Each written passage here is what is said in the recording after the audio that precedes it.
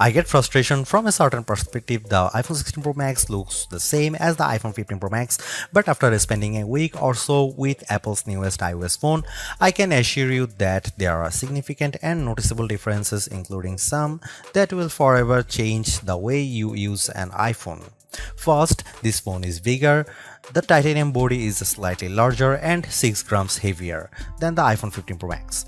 The screen is a hair's breadth away from 7 inches, but the Super Retina XDR OLED screen is larger not just because of the chassis.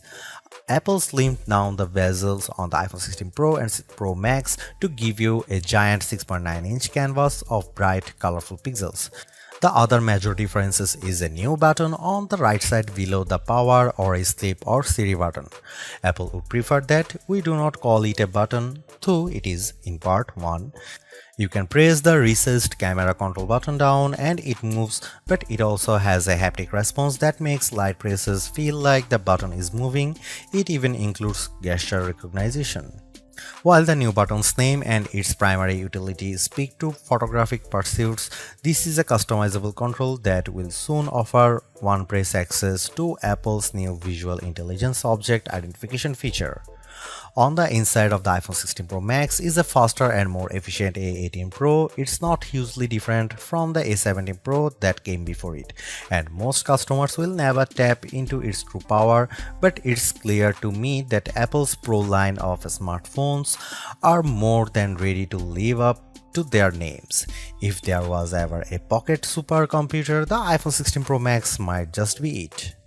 All this hardware is in some ways no more than a vessel for Apple's next big thing, Apple Intelligence. However, Apple's own take on AI is also the greatest source of frustration, as it's far from complete.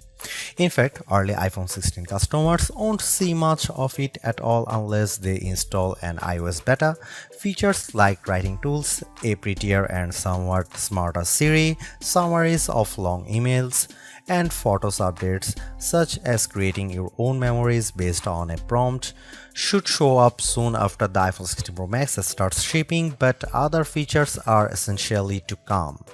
There is no image generation, Genemojis, ChatGPT integration, or support for languages other than English, and Siri has yet to display any of its existing personal context capabilities, which might be Apple's secret weapon when it comes to winning the AI battle. Siri with Apple Intelligence will eventually be able to use what it knows about you from all your information on the phone to better help you get answers and get things done. All of this might show up this year or it might be next year, and that fact puts a little damper on my iPhone 16 Pro Max enthusiasm. If you are not buying this new iPhone for Apple Intelligence, then allow me to direct your attention to the formidable camera array. While it's not entirely new, there is a new and faster sensor behind the 48 megapixel main fusion camera, and the ultrawide makes a leap from 12 megapixel to 48 megapixel. The 5x optical zoom is mostly unchanged, as is the 12 megapixel true depth selfie camera. There are, however, myriad new imaging and even audio tricks that I'm certain every iPhone 16 Pro Max owners will love. There's 4K 120fps videography that can, via a new speed tool, be stopped down in increments to give your videos a truly cinematic feel. There are also new audio mix tools that, in certain environments, can add studio quality to audio that wasn't captured with a microphone. Apple has also added some new image styles and undertone controls that I'm not sure will get as much use as Apple would prefer. If you are asked to me, the choice between the base iPhone 16 and the iPhone 16 Pro Max is simple. You gain a ProMotion display, a 5x zoom camera, and Apple's most powerful mobile chip. The differences between the iPhone 16 Pro and 16 Pro Max, however, are more subtle this year. There's the screen size, 6.3 versus 6.9 inches, and the battery size, which results in at least an hour of extra battery life, and that's essentially it. The 5x Tetra Prism lens is now on both phones. Perhaps the only other notable difference is that iPhone 16 Pro starts with only 128GB of storage. In short, I love the iPhone 16 Pro Max. It's big, powerful, and for everything. Yes, I was playing a console level game on it using an Xbox controller because I can. It takes lovely photos that, even if you choose not to try out, the new styles and undertones are clear and color accurate. Apple Intelligence, which I accessed by installing iOS 18.1 developer beta, is a nice start with some cool features, but it's not yet a compelling reason to upgrade. I feel similarly about the camera control button. Don't get me wrong, I like the new button and I think it's full of untapped potential, but there's almost a bit of competition now between the 1-year-old action button and this new, arguably more sophisticated one. Those who buy any of the new iPhone 16 models will probably get a lot of use out of the camera control button and wonder how they used their iPhone without it. In the meantime, the action button might sit unused until Apple eventually shows it the door. The iPhone 16 Pro Max was announced at the Apple Glow Time event on September 9, 2024 and it's shipping from September 20. This is a larger phone with more screen, more power, AI and a brand new camera control button, but it still costs the same as last year's iPhone 15 Pro Max in the US and UK. It's actually a little cheaper in Australia. I'm not arguing that $1,199 for a 256GB iPhone is cheap, but at least Apple didn't raise any price hike by $100. Apple also made a point at this year's iPhone 16 launch event of talking about some big trade-in deals. Its point, I think, was that you probably won't be paying full price for these phones. The virtually identical iPhone 16 Pro costs $999 but starts with half the storage space. If you like big screens and want a reasonable amount of storage for all that 4K 120fps video, you probably want to choose the iPhone 16 Pro Max. The iPhone 16 Pro Max is available in natural titanium, white titanium, black titanium and desert titanium, which is the color of my test unit. I still prefer the black. It might seem like Apple's phone design strategy is now why mess with a good thing. In some ways, that's true. The iPhone 16 Pro Max doesn't stray far from the aesthetic first established with the iPhone 12, but also carries forward the myriad challenge made over the last few generations, like the smoothed out edges and new action button which replaced the silent switch on the Pro models last year. Its dimensions are close to those to the iPhone 15 Pro Max but enlarged by a few millimeters here and there. The 16 Pro Max is 163mm by 77.6mm by 8.25mm and weighs 227 grams. That's 6 grams heavier, 3.1mm taller, and 0.9mm wider than the iPhone 15 Pro Max. If you are comfortable holding and using the iPhone 15 Pro Max, I suspect you will have no trouble with the iPhone 16 Pro Max. I can't say the new phone felt substantially larger in my hand, but I do notice the difference in screen size. The bottom edge features microphone and speaker perforations, along with a USB-C port that, with the right cable, can support Thunderbolt 4 data transfer speeds. There's also a speaker slot along the very top edge of the display. Together with the bottom edge speaker, this phone can produce undistorted room-filling sound. Highs are sharp, mids are strong, and bass is good for the device size. Button placement is mostly identical to last year, with the volume buttons and action button on one side and the larger power or sleep or CD button on the other side. They are joined, however, by a new button, camera control, roughly the same size as the power button. The camera control button is a multi-purpose control that can recognize physical presses and lighter presses to enable haptic response and gestures. It offers instant access to the camera and with those other presses and gestures to various virtual millimeter lenses and camera settings. The materials and build quality are once again excellent. Apple used grade 5 titanium on the body over a graphite-clad aluminum substructure.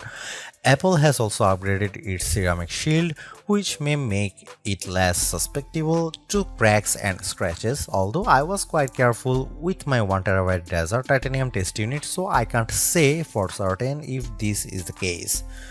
Okay, I did get it wet, purposely running the IP68 rated iPhone 16 Pro Max under a garden sprinkler. It was fun to watch the screen activating as it was touched by 1,000 tiny fingers when it was just water droplets, but the phone was otherwise unmoved and unharmed by the deluge.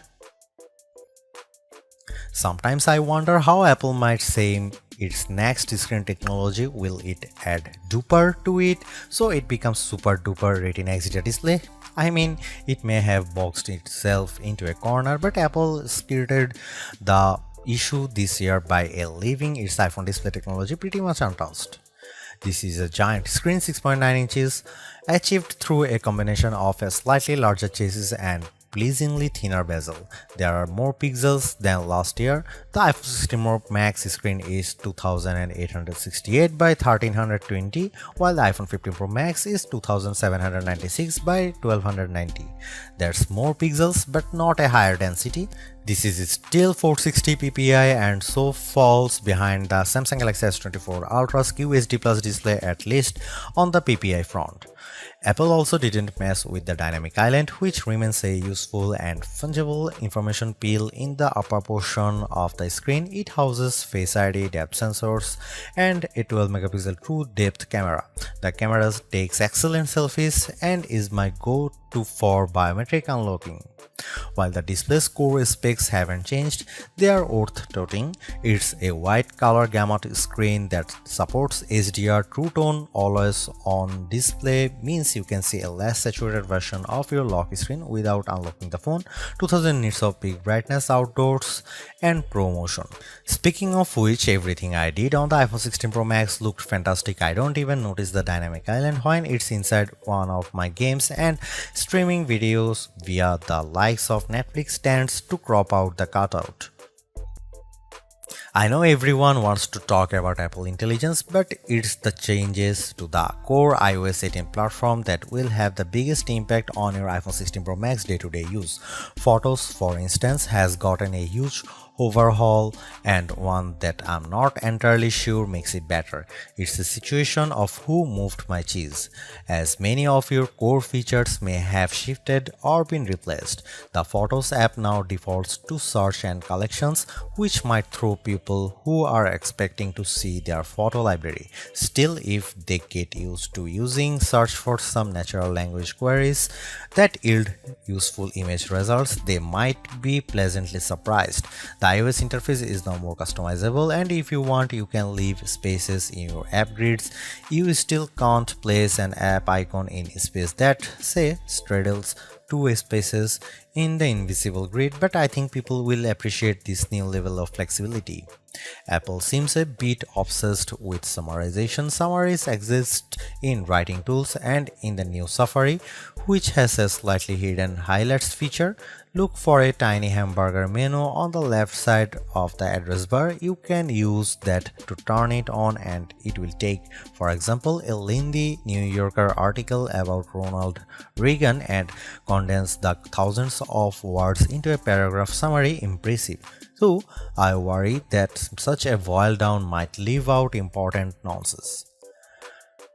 There's even a new passwords app that consolidates and surfaces all the password feature Apple has previously hidden in features like keychain. Now you have an easy to access app to manage sometimes confusing password and security word. One of my favorite new iOS 18 features is Math Notes. Inside Notes, you can scribble any question, and when you put an equal sign at the end of it, Math Notes automatically solves it and writes the answer in what will look just like your own penmanship. It's a smart bit of machine learning. None of this is as sexy as Apple Intelligence, but this and the myriad of other changes coming with iOS 18 might be more readily practical than what you can currently do with Apple's AI efforts. Apple's 13-year-old digital assistant has burst out of its floating bubble, and now when you summon it, takes over the whole screen. I switched between calling Siri by name and using a long press on the power button to call it, and each time the entire screen was encased in a beautiful multicolor glow. The display almost appears to flash when you press that button, and when you make your request, the screen pulses in response. Siri really seems more alive than ever. This, too, might be the most exciting part of the update. Apple Intelligence features that give Siri access to information about you on the phone to make its responses more contextually relevant are not here yet, nor are app insights that might help dig into applications to enable features and actions.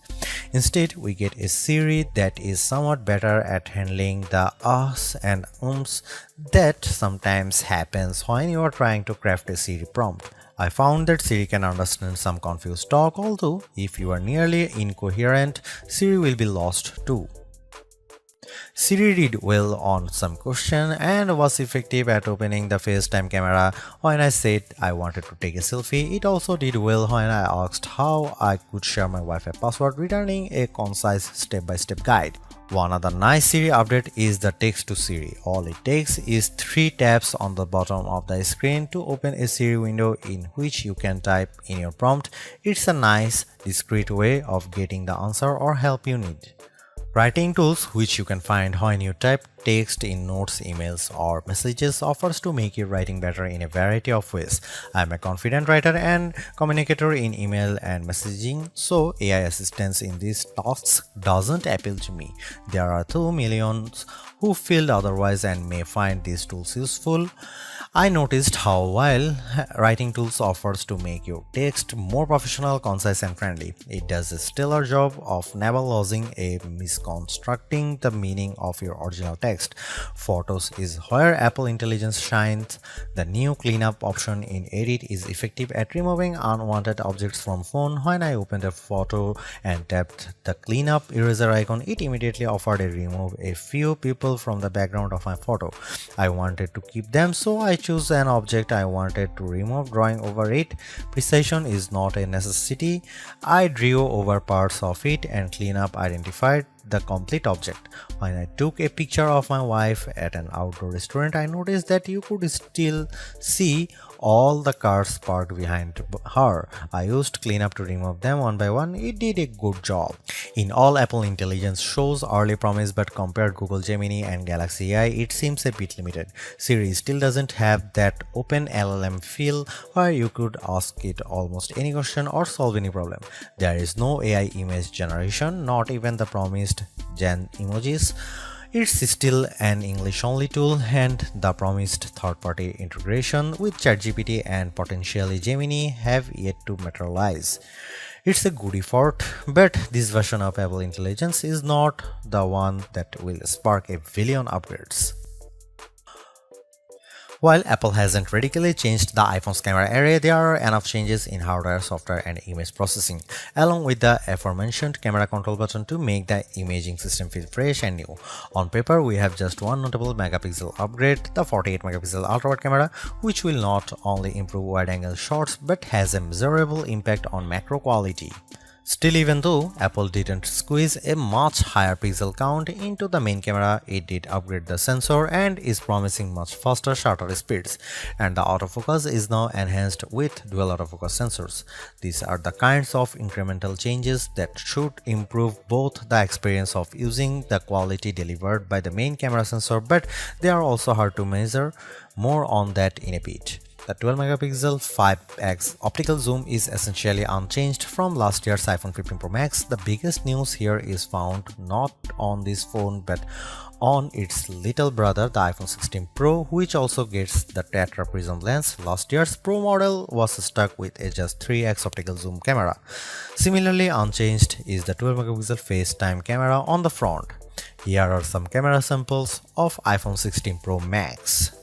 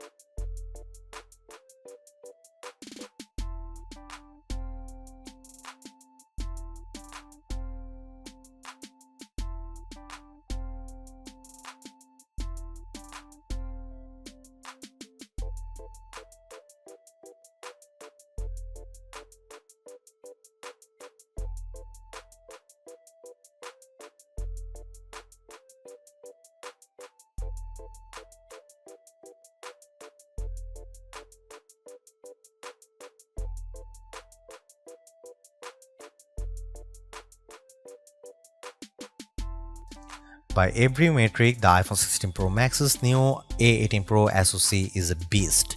It outperforms the A17 Pro and Qualcomm's Snapdragon 8 Gen 3 in most benchmarks, while Apple isn't backing the CPU with as much memory as you might find in, for instance, a Google Pixel 9 or Samsung Galaxy S24 Ultra. The iPhone 16 Pro Max and its A18 Pro chip make good use of the 8GB it has. That the iPhone 16 Pro Max is essentially a mini computer in your pocket should surprise no one. Apple Silicon has provided ample power for everything from everyday productivity tasks to 4K video editing and AAA console gaming. The A18 Pro is no different, but in this case, we have an even larger canvas on which to enjoy its benefits. I'm not sure I could find a task this phone couldn't handle. If I have one criticism, it's that the phone does seem to get a bit warm during, for instance, gameplay and video editing in CapCut. I don't know if this is the graphite covered aluminum substructure more efficiently delivering heat from the chip to the body or the phone overworking. The good news is that this does not adversely impact performance or battery life. Call quality was good, and I am pleased to see that this is now a future-leaning platform with Wi-Fi 7 support. There's also Bluetooth 5.3 support and second-generation ultra-wideband. It helps in my Find My app, which I used when I purposely misplaced my new AirPods 4. In the US, the iPhone is now eSIM only, which I like, although some people miss the physical SIM card. I appreciate the ease of switching eSIMs from one phone to other and how easily the iPhone 16 Pro Max lets you switch between multiple eSIM numbers on the iPhone 16. The iPhone 16 Pro Max delivered some of the best Future Labs battery drain results I have seen. We got an average 16 hours of battery life on our tests, and anecdotally I saw between 14 and 17 hours depending on activity. That's impressive. Apple is finally supporting QI2 wireless charging technology and provided me with a new QI2 supporting MagSafe charger and a 30-watt charge adapter. The iPhone 16 lineup ships with a 60-watt capable USB-C cable but no charging adapter. Using those two accessories, I recharged the iPhone 16 Pro Max at 44% in 30 minutes. Apple claimed 50% in 30 minutes, so this is pretty close. A full charge took about 2 hours. One thing not a lot of people know is that with a standard USB-C cable, you can charge your AirPods or Apple Watch off the iPhone. The iPhone 16 Pro Max have everything we have come to expect in a year-over-year upgrade even without Apple Intelligence. The 6.9-inch iPhone 16 Pro Max have a slew of upgrades including a good battery life, outstanding photo and video chops and iOS 18. The iPhone 16 Pro Max are excellent phones worthy of a spot in your pocket if you can afford them.